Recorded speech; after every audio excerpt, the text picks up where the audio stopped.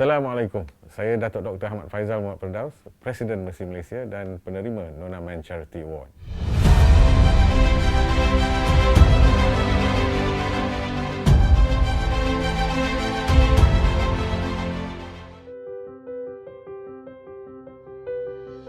Sebenarnya untuk siapa-siapa pun, kita hidup di dunia ini mesti ada tujuan. Dan selain daripada tujuan profesional kita ataupun tujuan kita dalam kerjaya masing-masing dan mencari nafkah untuk diri dan keluarga, kita juga semestinya hendak sesuatu yang lebih besar.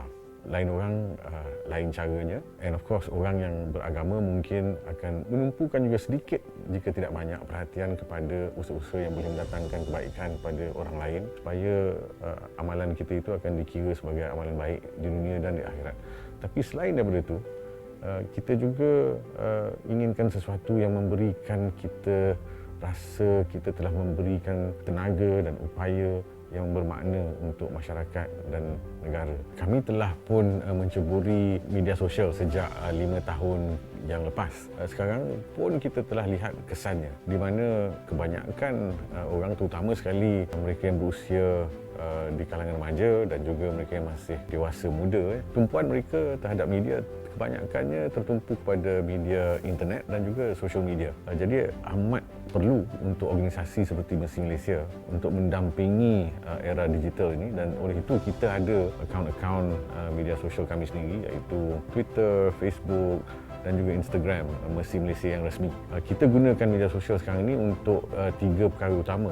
Yang pertama sekali ialah untuk menyampaikan berita dan juga maklumat terperinci tentang aktiviti dan juga kedudukan Mercy Malaysia dalam krisis-krisis ataupun bencana ataupun kerja-kerja khusus yang kita buat. Yang kedua ialah untuk meningkatkan kesedaran, dan di sini ada 2 cabangnya. Satu ialah meningkatkan kesedaran tentang projek, aktiviti dan juga kerja-kerja amal kita, dan yang keduanya ialah kita juga menyokong usaha-usaha yang mana ianya selari dan kita persetujui. Contohnya usaha oleh Kementerian Kesihatan Malaysia dalam menangani COVID-19, yang mana kita memang merupakan rakan kerjasama yang rapat. Jadi kita memainkan peranan dalam meningkatkan kesedaran ini supaya masyarakat Malaysia secara khususnya, dan of course media sosial boleh menjangkaui seluruh dunia dan masyarakat global. Yang ketiga ialah kita gunakan media sosial untuk meningkatkan aktiviti pencarian dana dan juga sokongan teknikal. Berbanding dengan dahulu, kita hanya bergantung kepada media arus perdana, mainstream media, sama ada elektronik ataupun printed media, tapi ia bersifat umum selalunya, bersifat awam. Kebanyakan orang of course akan membaca media-media arus perdana ini atau mengikuti siaran radio atau TV, tapi jarang dapat berinteraksi secara langsung. Tapi dengan media sosial, hampir semua orang boleh berinteraksi secara langsung.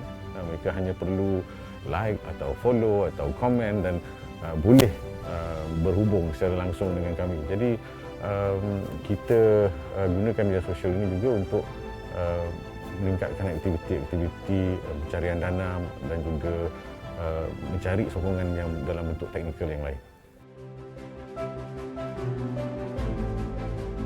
Jadi sebenarnya orang wanita ni memang istimewa dalam dunia kemanusiaan, dalam dunia bantuan dan kerja-kerja amal. Kebanyakan mereka yang terlibat secara aktif sebenarnya wanita. Mungkin sifat keibuan mereka dan juga sifat mereka yang lebih mudah terkesan apabila melihat orang ataupun keadaan yang menyayat hati dan juga menyedihkan.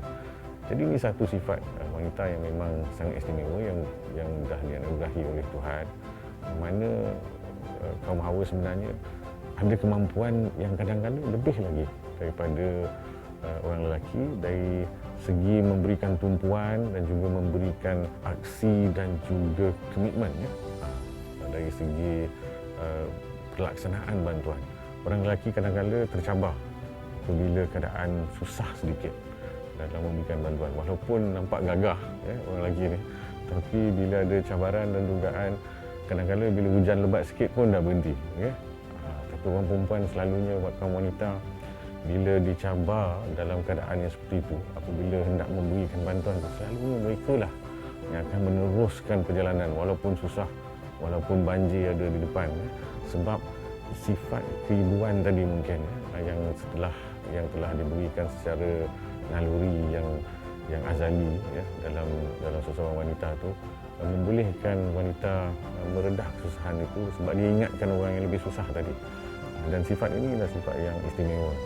Dan selalunya juga kaum wanita lebih berjaya dalam usaha mendapatkan sokongan dan juga mencerapkan lagi dana daripada mereka yang ingin menghulurkan bantuan.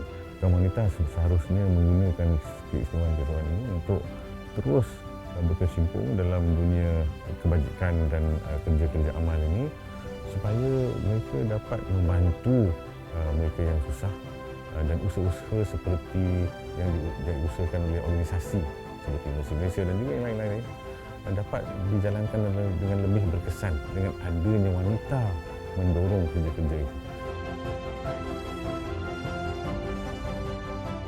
Saya ada dua lah yang dengan ringkasnya. Satu dalam keadaan bencana alam, satu lagi dalam keadaan peperangan.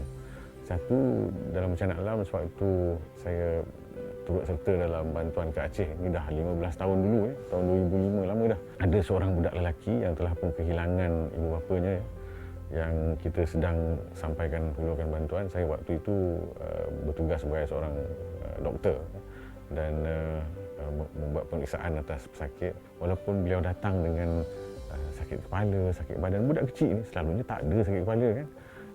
Dengan sakit-sakit kepala ni, tapi akhirnya dia sendiri mengaku bahawa sebenarnya dia teringatkan keluarga dia yang telah kehilangan dan telah maut akibat daripada bencana tsunami. Waktu itu saya sedar bahawa kerja yang kami buat ini bukan hanya penting untuk kita sebab kita nak sampaikan bantuan yang telah dijanjikan oleh rakyat Malaysia misalnya, tapi juga penting sebab ia akan memberi kesan secara langsung pada jiwa seperti anak ini. Dan yang kedua dalam keadaan perang. Waktu itu kami beberapa tahun lepas, ini dalam 6, 7, 8 tahun lepas, ada sekumpulan kanak-kanak yang berada di bandar-bandar di Turki, kanak-kanak Syria, yang menjual kertas tisu. Sampaikan ada gelaran untuk mereka. Itulah caranya mereka menyara kehidupan bukan hanya untuk diri mereka sendiri, tapi juga untuk keluarga mereka. Pengalaman seperti ini mendorong saya untuk melakukan lebih lagi. Tak ramai orang mungkin yang akan dapat peluang seperti itu. Dan saya bersyukur sebenarnya, Alhamdulillah, kerana ada peluang sekurang-kurangnya untuk melihat dan membuat perbezaan dalam segala usaha yang kita lakukan tu akan adalah insya-Allah perbezaan sedikit kalau tak banyak pun kepada mereka yang terkesan ini.